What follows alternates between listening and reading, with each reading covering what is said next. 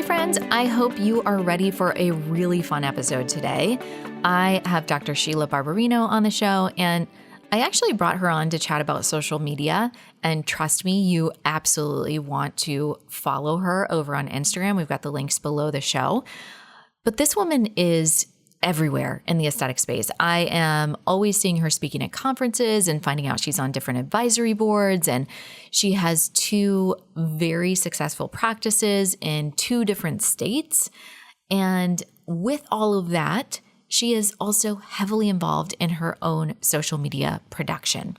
So yes, I brought her on to talk about the creativity, the inspirational social media platform that she has created. But our conversation went into a variety of topics. It was honestly one of the most fun and refreshing interviews that I've done in a while. So I'm just going to lead with that. Let me just do a quick read of her bio and then we can jump right in. So Dr. Barbarino is a world-renowned, award-winning, board-certified oculofacial plastics and full body cosmetic surgeon. She's best known for her comprehensive natural results approach to both non-surgical and surgical procedures for all body and skin types. Additionally, Dr. Barbarino is known within the aesthetics industry for her extensive artful expertise and mastery of non-surgical modalities with fillers, threads, and laser technology to help patients achieve pleasing, natural-looking facial and body rejuvenation. She's a world-renowned lecturer, teacher, and trainer at medical symposiums who focuses on cutting-edge technology and new innovative techniques.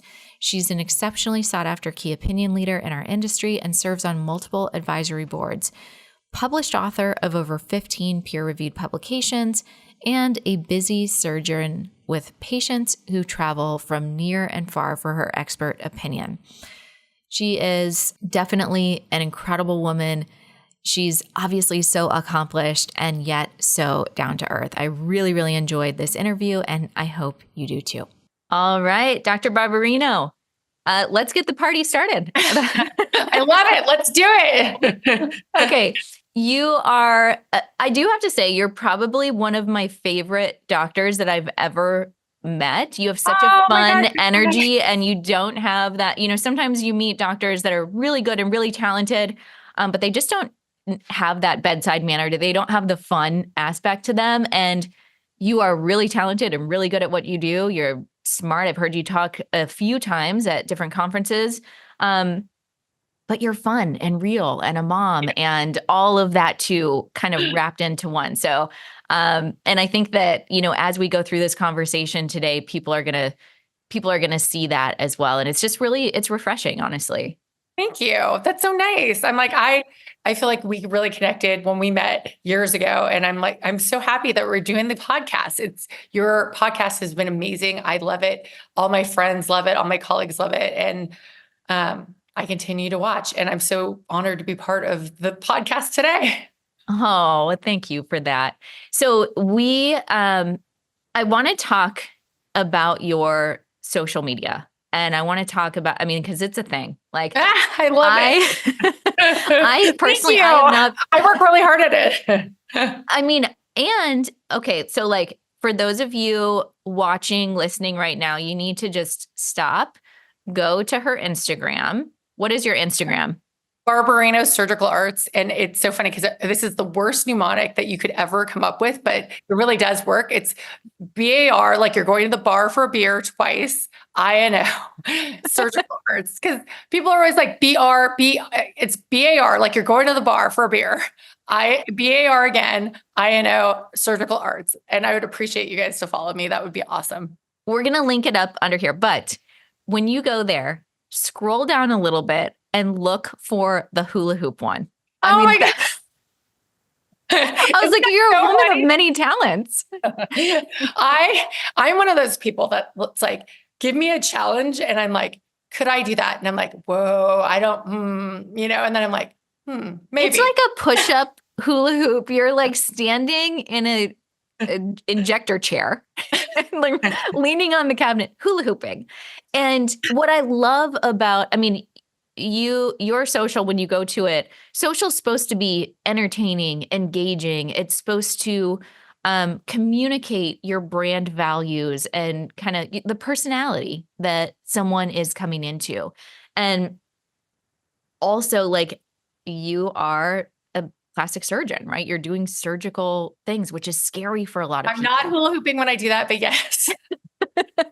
Yes, I operate every single week. And, I think, like you said, it's a creative, fun outlet for me. Like I said, that particular hula hoop one, I'm scrolling on TikTok or Instagram, I'm not sure, for like 2 seconds. And I'm like, oh my God, is that guy? I mean, how does he, oh my God, how does he do that? Like he's hula hooping and like washing his sink at the same time or something like that. And I'm like, can I do that? And I'm like, oh, I Yes, I need to can. try it.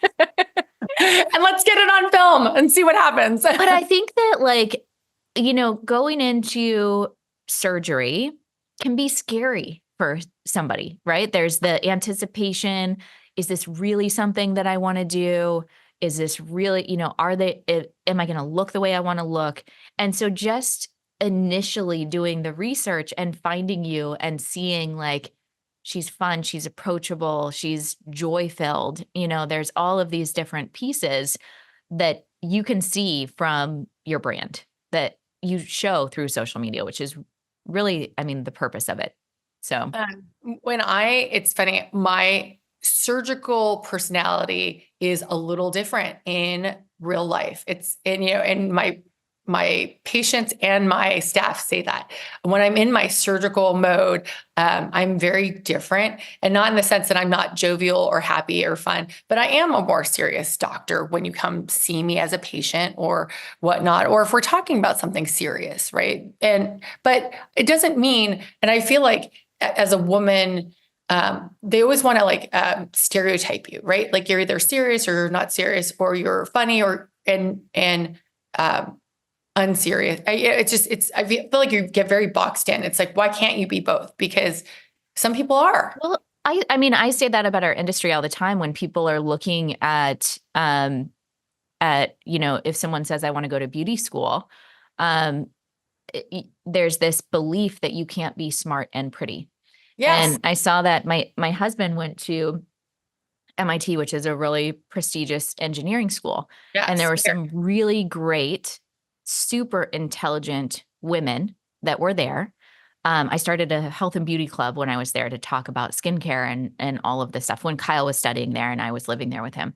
You're amazing. And You're like, let me start a beauty club. Like, well, and you know what? They came, it was like we met in once a month and they were asking questions about pH of skincare and all this stuff. And I was like, this is so different than like what other people, if I were to start a beauty group somewhere else, the first question wouldn't be, well, tell me about the pH of cleansers and how does that right, work? right. You'd be like, are we getting free things? Like, what color is that lip gloss? And I think it's so wonderful that you bring that intelligence and the wit and you are an experienced person in the aesthetic and beauty field, and you bring that expertise to, people that just want to be part of a beauty club and really enjoy, But understanding all of it. the piece, though, that I really wanted to hammer in aligns exactly with what you said, is that a lot of these women, some of the arguably the most intelligent group of people in the Yeah, world academically, right? for sure. They are worried that if they look feminine and look pretty, they're not going to be taken seriously in their career.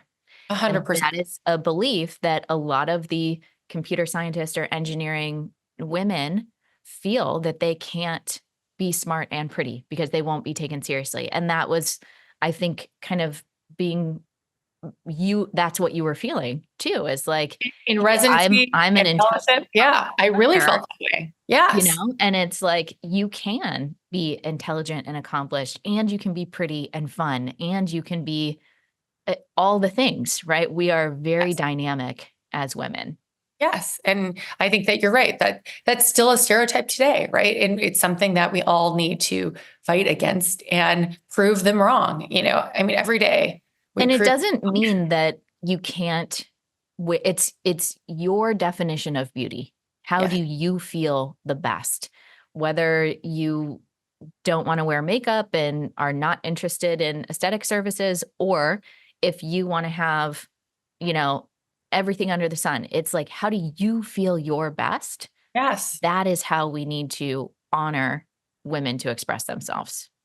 And going back to how you were saying you spent the, summer in Spain and Germany outside the United States, I feel like that is how the international mentality is. It's like, it's my life. I'm going to live however the hell I want. And, I don't care what anybody thinks. And I feel like that's something that isn't in the United States the way it should be, right? I feel like it's so. We're still trying to keep up with the Joneses a lot here. Yes, yes. We definitely are. But I also noticed that, and I met with one of the founders of a software company that's big in Europe, that's like a spa booking software. And what he was sharing with me is that the rest of the European market looks to the United States as what's next and what's big. And I always kind of, when I was in aesthetic school, it was always like, oh, the Europeans know how to do skin better. So we kind of have this like back and forth. Like, or it's jealous of like what the other person has, right?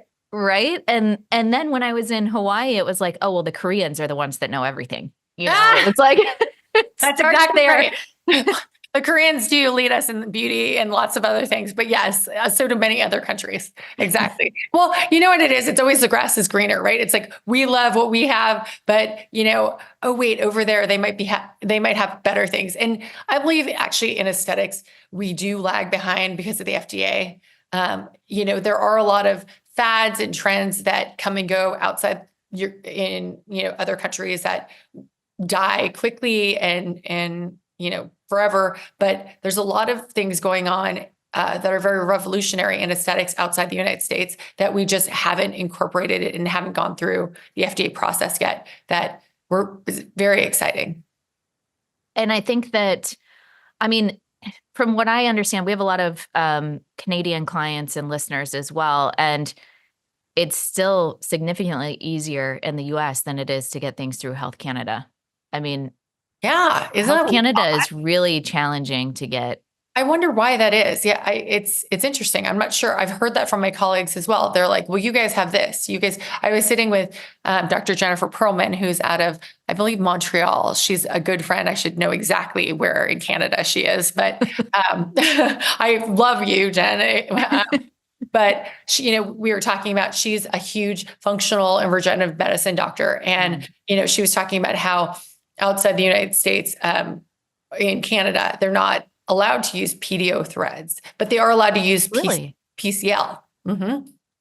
Why not PDO? I thought that's what they used as like the dissolvable stitches to begin with. And PCL is the longer version kind of that. It is a different material, but it's kind of like, do a PCL thread or a PDO thread? And oftentimes when you want it longer lasting, you'd go with the PCL. And PDOs, apparently they're not allowed to use them there. Isn't that weird? That is weird.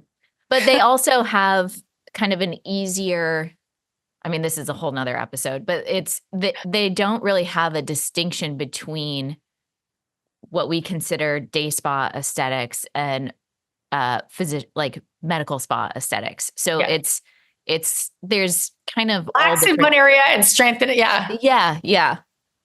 Okay. So let's get back to your social. Yes, and let's talk about it.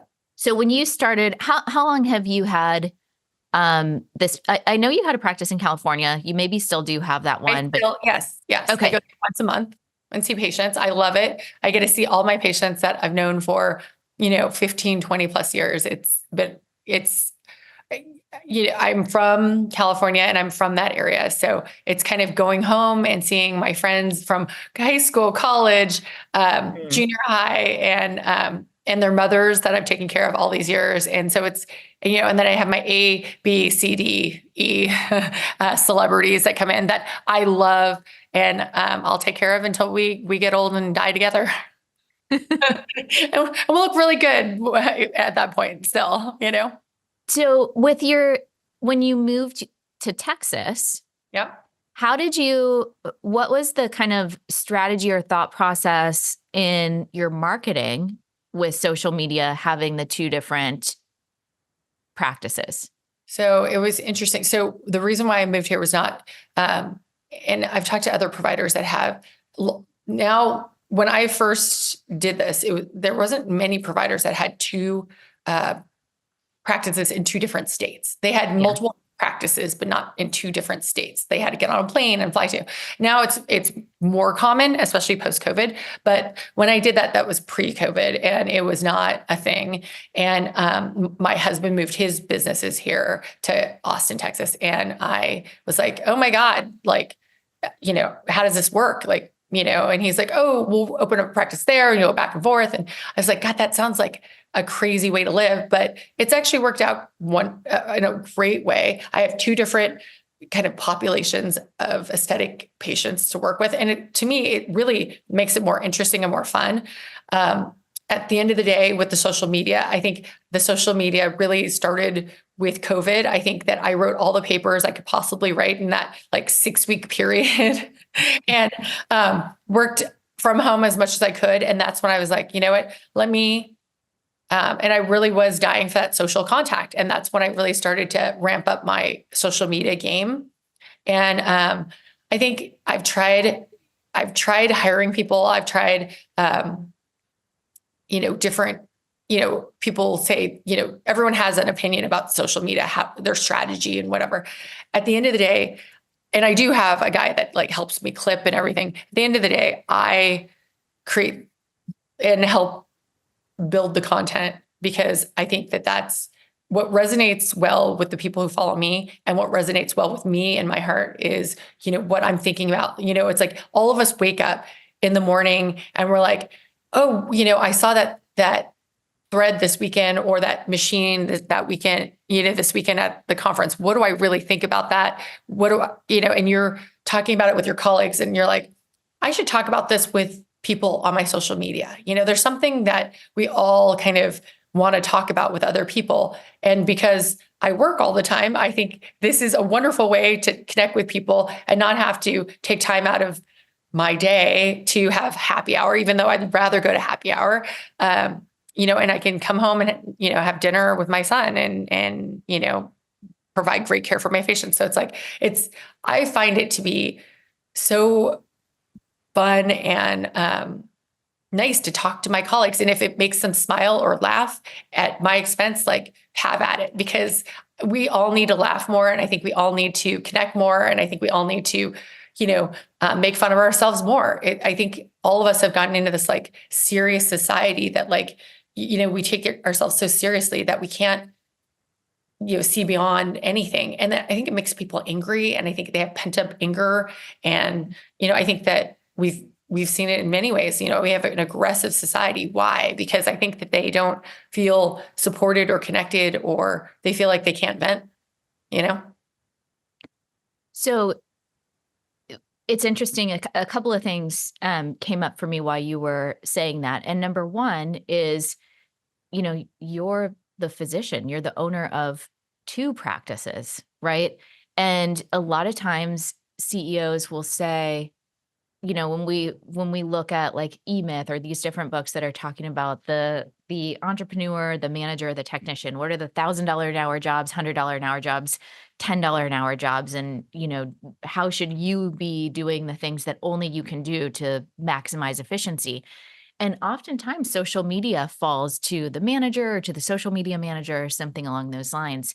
But it seems to feel very strongly that that's the greatest way, for you to connect and share your opinion, where others might say, you're the doctor, you should just be seeing patients or doing these high level things. So do you feel that, it's obviously important to be in integrity with your beliefs and all of that. But do you feel that that has made a difference in the connection or the conversations that you're having, or ultimately we want people to laugh and we want people to be entertained, but we also want to get new patients into our practice, right? Like we're not running charities here. We're running businesses. No, I think that it helps with two things. I think that it shows my true personality. So when they come in for a consult, a lot of the people have already decided that you're my doctor. Like, I want you to treat me. I want you to tell me real, because, I'm really real. And, if you come in to my practice, like, a lot of people, when they come in, they want to hear what you have to say, right? They're coming to you for your expertise, right? And I hear a lot of my colleagues when they, talk about the art of the consultation and whatnot, they say, I always compliment them on one thing, that of their facial features. I feel like to have like a role like that is very unauthentic, right? So I think when patients come to see me, they don't want me to sideline them and say like, oh, that's not really your problem. It's to really connect and really hear what they have to say and then take them through I like to call it a Barbarino buffet of kind of what would make them look more well rested, more refreshed, what will make them look less tired, more like how they want to look. And so I kind of go through a whole treatment plan because I want to be their doctor today, tomorrow, next year, and the next 20 years, right? Whether we do anything that day or next week or the next year, I like to have a treatment plan. And so I think that that's one thing that I really stress during a consultation. And I think that personality kind of comes through on and you know just as much as I do, how many times have you gone into a room that people are like, oh my God, I know you because I've watched your podcast and I've seen you on social media and all these things, right? People are always like, when they watch you talk to other people, they feel closer to you and they feel like there's a trust. I mean, when we launched the podcast, it did take a little while to take off initially because podcasts, I mean, there's so many podcasts out there. But once it started taking off, we noticed, yes, like there was a summer that I went to Japan and I had someone come up to me at a conference and be like, how was Japan? And I was like so thrown off because I was like, wait, who are you again? Yeah. And how do you know I was in Japan? Yeah. And then she listened and I had just launched the podcast maybe like a year ago or something at this point. And so it really was such a powerful thing. Like, wow, people are actually, because right now I'm alone in my office talking to you on a computer screen, but there are thousands of people, tens of thousands of people that will listen to this episode. And so they're going to hear our conversation like a fly on the wall. Right. And that's such a hard thing to comprehend and understand. Yeah. But it did, like, from a business standpoint, our refund rate went way to almost zero. There were so many things that happened because people understood, your brand is supposed to attract or repel. And when someone can get to know who you are and what you're about, and if they align with the brand or not, through a podcast, through social media or whatnot, then you're getting the right clients to you. Right. If you feel like you know somebody already before you even talk to them, or even when they come in for a consultation, it's like you've already won them over, right? They're there because they liked what you had to say and they already, like I said, I feel like I go to a meeting all the time, every month. And, there'll be people that come up to me, give me a big hug. And like I said, my child likes to pop up on my social media every once in a while. And they're like, oh my God, how's your son? But, and it's you feel like you know them too, so it's like there's a point of connection. Yeah. There's something that you have in common that you can talk about that doesn't make the small talk conversation awkward. Right. And they feel like they already know you, and it's a wonderful thing. And, I never thought that the social media would ever really, take traction or anything like that. And I think it's so funny that people do like it. And I'm always so honored when people say that, because it is kind of a fun labor of love. Like all of a sudden I'll wake up one morning and I'll be like, you know what we have to talk about? We have to talk about this. This is so crazy. Like we have to talk about this. Right. And, instead of texting all my friends or calling, people or waking my husband up, it's like, I can go on social media and talk to them, and it's just, it's your tribe, it's your people. So when you guys go and look at Dr. Barbarino's social media, you're going to see she has choreographed dances, costumes, and it all ties in You did one with Britney Spears' Yeah. Toxic song. And then it was like talking about toxins or so. I mean, it was like, it's so creative how right? it gets. Like, doesn't everybody want to know if toxins are actually toxic to your body, right? Because people are like, I don't want to put something foreign in my body that could be toxic. And it literally is called a neurotoxin, right? Yeah. So what does that mean to the layman who didn't go to medical school, who just wants maybe a little relaxation in these forehead lines, right? So we thought we'd take a funny, fun spin on that because I mean, all of them are like that. You know, all of them, there's this creative piece where everything comes together. So when you get these ideas, are you and your team like storyboarding, or are you just kind of do you have like dance practice? Like, how is this? So, okay, I'm going to tell you, and I'll give you, so by the time when is this podcast going to air? Who knows? I don't know. I don't know. So I'm going to give you, so I'll tell you how, so I plan out 4 hours a month. That's it. 2 hours a week. And what we do is we come together. The girls are my reps, my friends, my worker, like everybody who wants to be a part of it can show up. They know what time it is.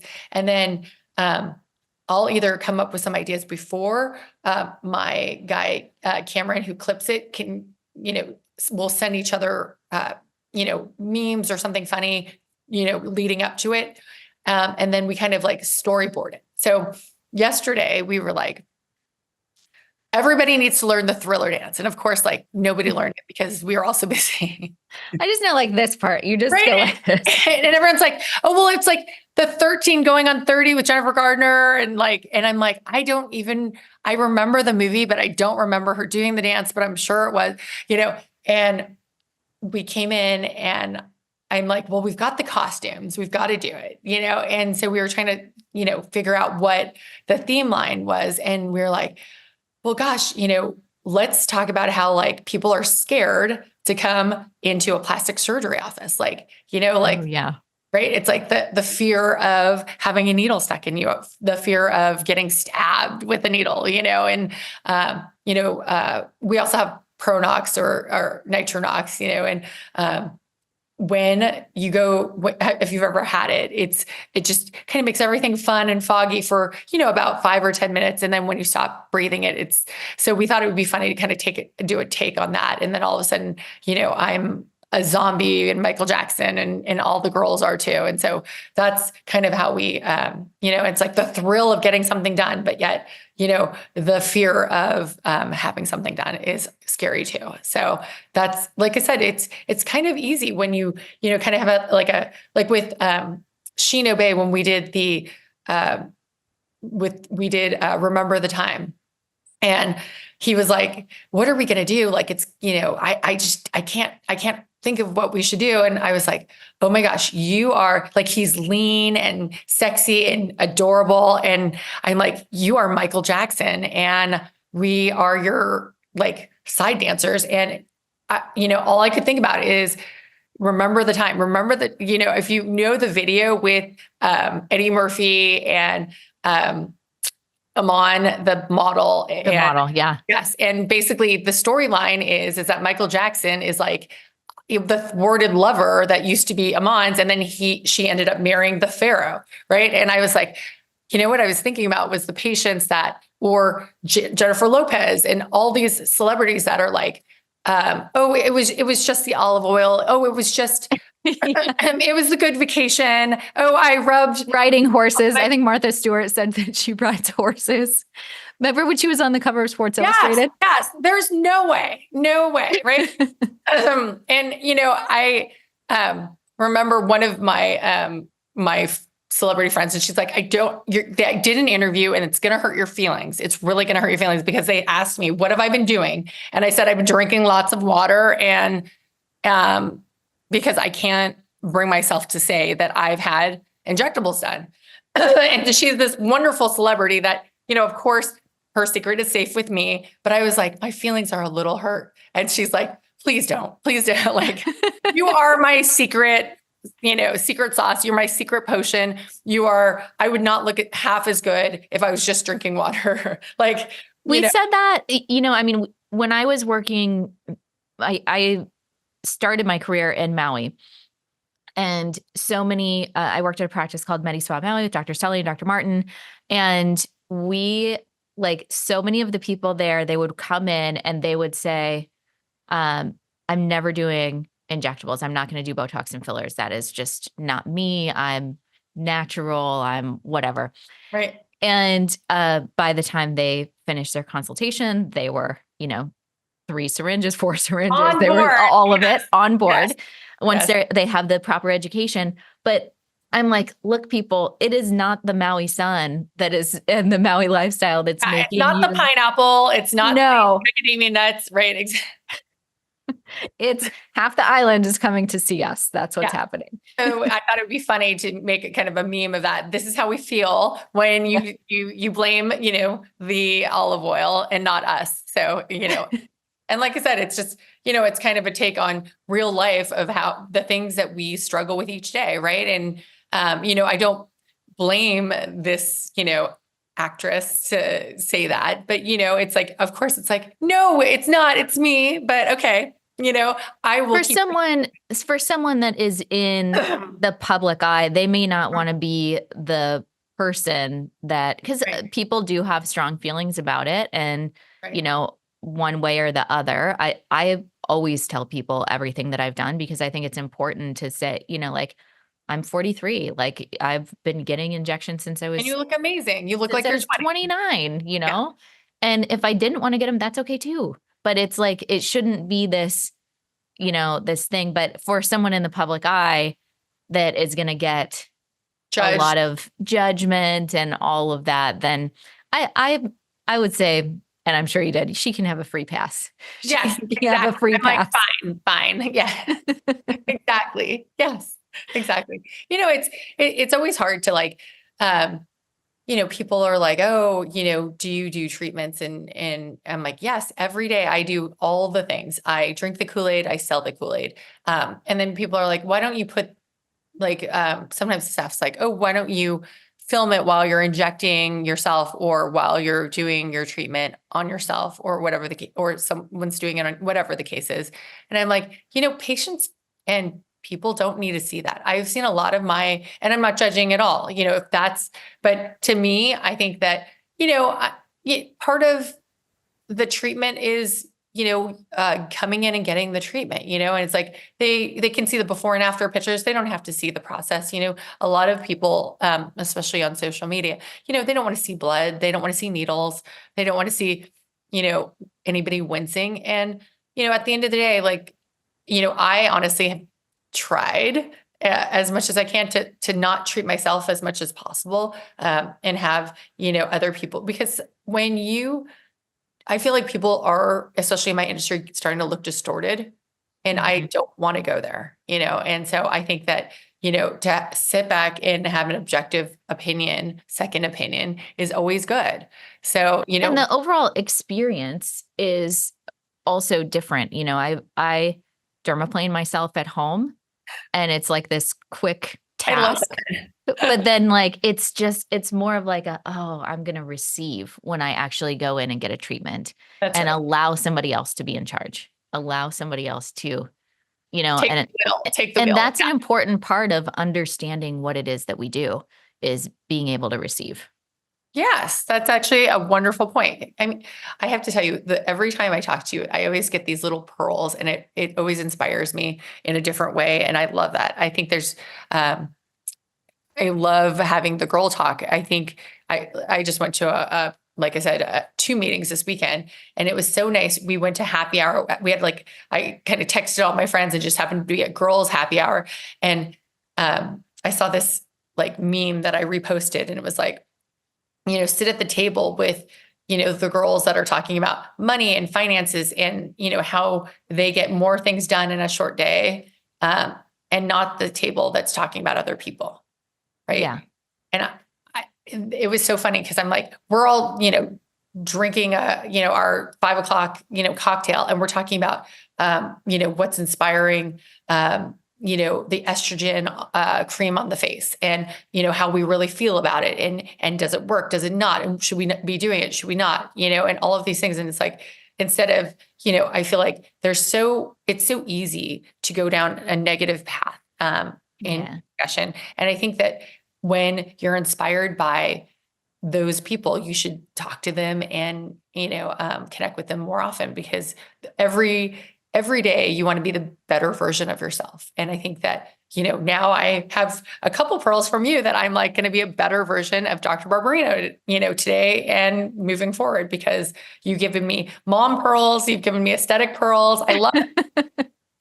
Oh, I'm so glad. Well, I think that we have a choice every day of how we want to show up and how we want to live our life. And I think that women in general are incredible human beings, like incredible. I'm so impressed when I see the work and the momming and the, showing up in sisterhood and all of these things of what these incredible women are able to do. And one of my favorite quotes is from Bill Nye the Science Guy that says, every single person you meet knows something that you don't. I love And that. so like approaching all conversations with curiosity and with openness, learning different perspectives. That's how I want to approach life. Yeah. You get so much more out of it. Yeah. I mean, there's so many times that, I meet somebody and, I have my friend, and, I have acquaintances and they dismiss people. And I'm like, I think that you shouldn't dismiss anybody. No. Like you said, everybody has something to add. And, you never know, people always say like, never, what is it? Every death may be somebody's brother. So like, but I feel like it's less advantageous than that. Like, I don't think that I'm being nice to somebody because someday they'll help me out. I think I'm being nice to someone because they might offer me something that might, like something they said, a mannerism that they did that inspires me to do something different. I mean, there's so many times that I've gone to a lecture that I didn't think I would get anything out of. And then all of a sudden I'm like, that makes me think, even if I thought it was wrong, even though I didn't agree with it, I'm like, I should write a paper saying this, gives you a different perspective. Yeah. And that is what life's all about. Like you said, it's like, if you don't find that part of life fun, then what are we doing? Right. So I think we covered social media. We covered do it. So moms, we covered all this. People always belabor social media. One thing that the biggest advice that anyone, that I tell everybody is that just everyone's like, oh, is it good enough? Am I doing it the right way? The biggest thing, pearls, that I like to say is like, just do it. Who cares? I've bombed before. There's, you got the Zoom. It gave me thumbs up. Yes. How does you said I've bombed before and it was saying, it's okay. That's awesome. Keep going. I like the encouragement. Thank you, Zoom. So, I mean, I've taken posts down when I guess I didn't think that they were right. I'll tell you my biggest one that's really funny. So, Michael B. Jordan, he's like, the actor. He was, the last Rocky. His mom. I know him and his mom through social means in LA, and they are so lovely and so fun. And Michael B. Jordan got Sexiest Man Alive on People magazine a couple years ago. And I wanted to personally give him a shout out because I have pictures with him and I love him. And I wanted to show like the support and the love. Cause I think he was like, he was excited about it, but he was like, oh my God, this is weird. Yeah. I don't think of myself as sex. I mean, who wakes up and is like, I'm the sexiest man alive. Right. And, I was, going quickly and, as all of us do, and we're always multitasking like we always do. And I wrote hashtag sexist man alive. Cause if you think about sexiest, I just forgot one I and it turned into sexist man alive. And I'm like, oh my God, he's totally not.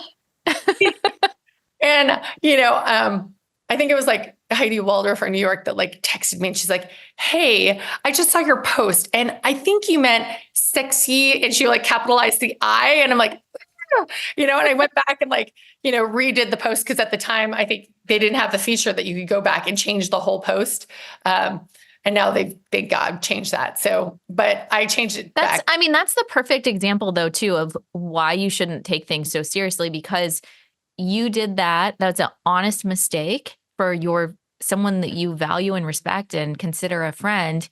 And there's so many things that can happen where people are saying, "Oh my gosh, they hate me. They don't think," and it's like really just a typo, Yeah.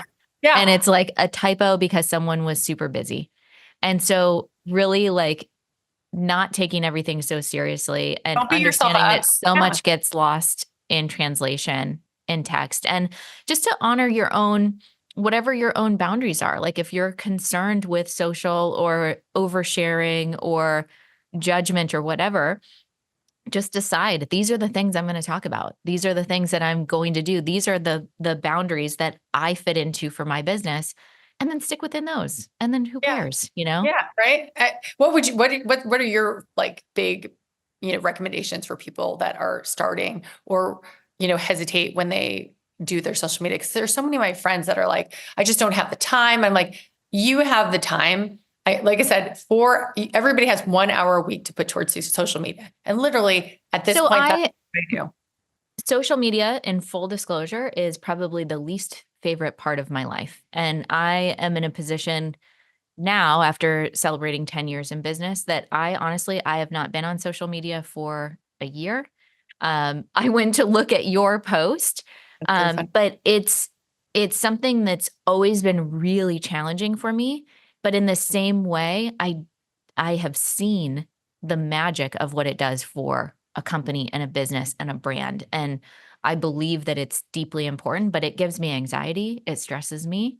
And so Why? Is it because it's like information overload, or you feel like it's like, because, you're very well spoken always. And like I said, you've got the podcast, which I think is like, to me, that is what is like, oh my God, that is really hard. I'm a verbal processor, so I can sit here and talk, and I'm very comfortable in my opinions, and I'm okay if people don't agree with me. I think that there's more than one way to do something well.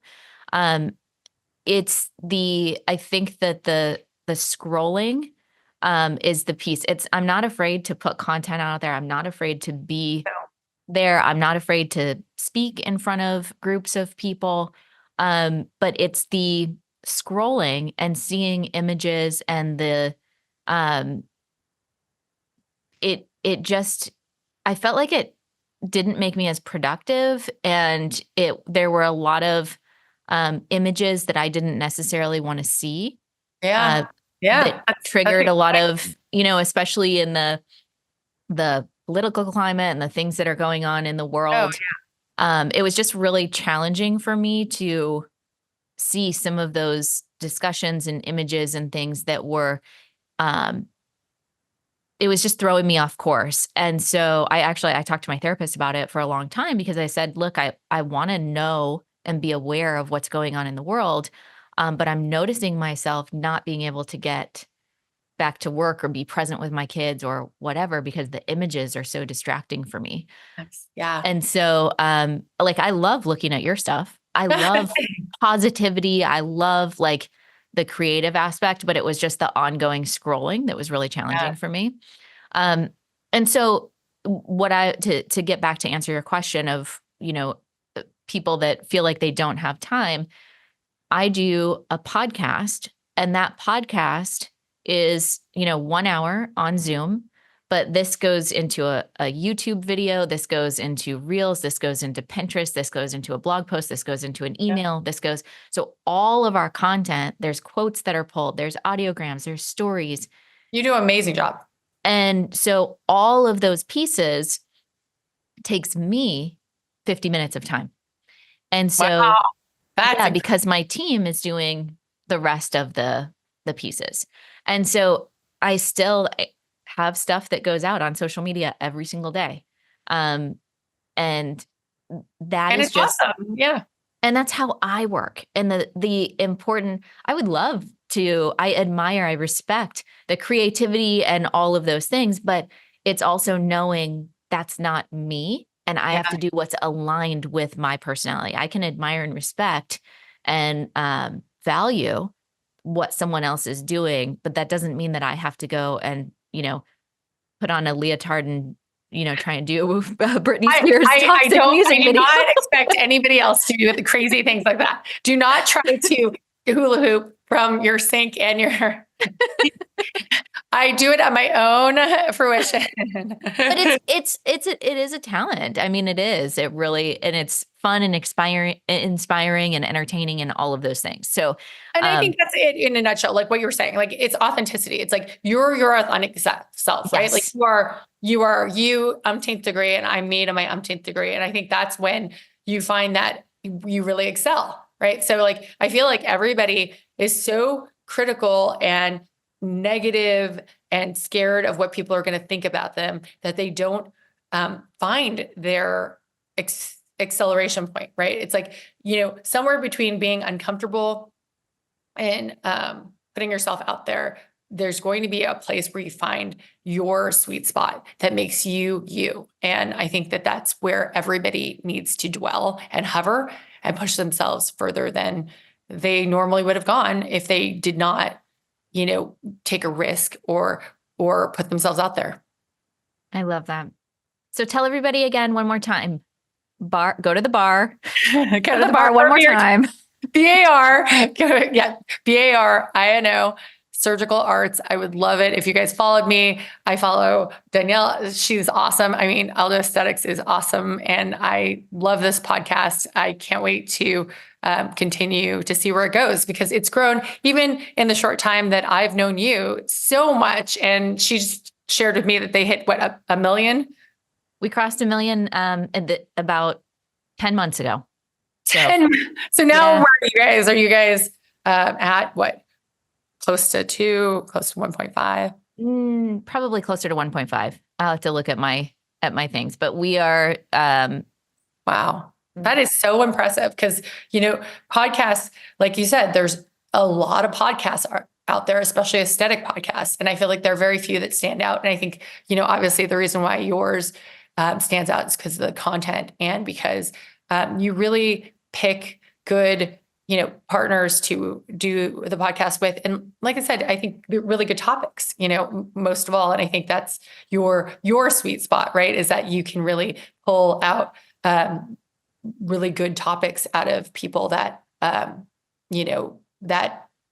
have good things to say.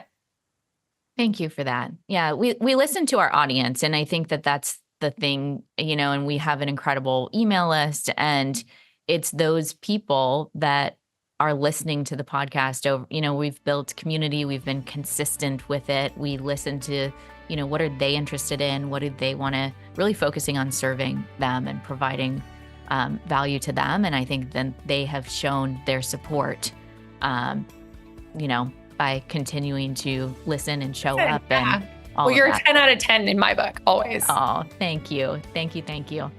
All right, you guys. So be sure to follow Dr. Barbarino. Go check out her posts. Be inspired. Look at how creative she is, and inspire me. Inspire me to do.